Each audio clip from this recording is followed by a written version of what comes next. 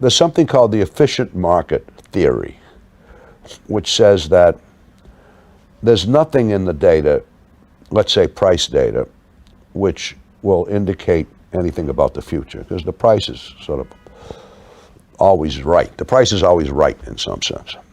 But that's just not true. So there are anomalies in the data, even in the price history data. For one thing, commodities especially used to trend, not dramatically trend, but trend. So if you could get the trend right, you'd bet on the trend, and you'd make money more often than you wouldn't, whether it was going down or going up. That was an anomaly in the data, but gradually we found more and more and more and more anomalies. None of them is so overwhelming that you're going to clean up on a particular anomaly, because if they were, other people would have seen them. So they have to be subtle things. And you put together a collection of these subtle anomalies, and you begin to get something that will predict pretty well. How elaborate are these things? Because in my head, I'm imagining, some equation like Pythagoras equation, and you put a few numbers in and something spits out. But are these giant beasts of equations and algorithms, or are they simple things? Well, the system, as it is today, is extraordinarily elaborate. But it's not a whole lot of, it's what's called machine learning. So you find things that are predictive.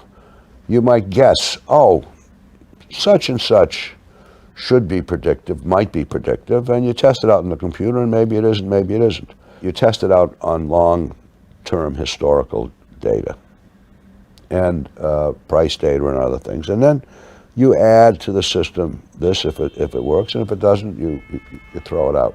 So there aren't elaborate equations, at least not for the prediction part, but the prediction part is not the only part. You have to know what your costs are when you trade.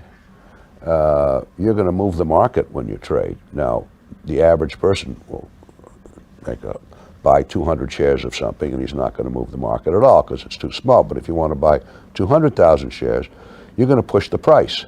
How much are you going to push the price? How are you going to are you going to push it so far that you can't make any money because you've distorted things so much?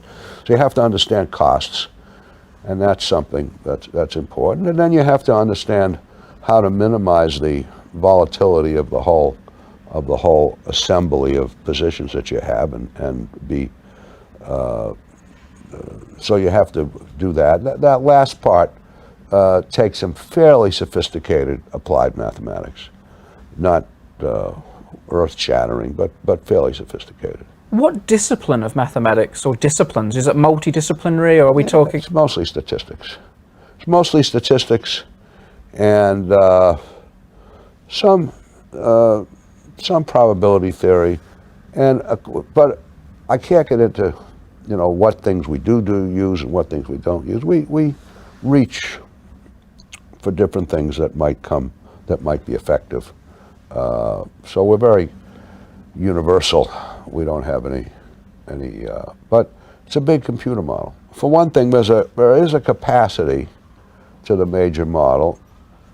It can manage a certain amount of money, which is rather large, but it can't manage an enormous amount of money, because you're going to end up pushing the market around too much. So it's kind of a sweet spot as to how much it's reasonable to manage.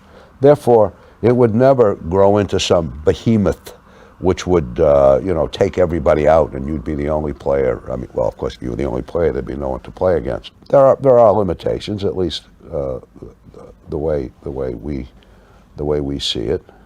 But we keep improving it. We have about 100 PhDs working for the firm.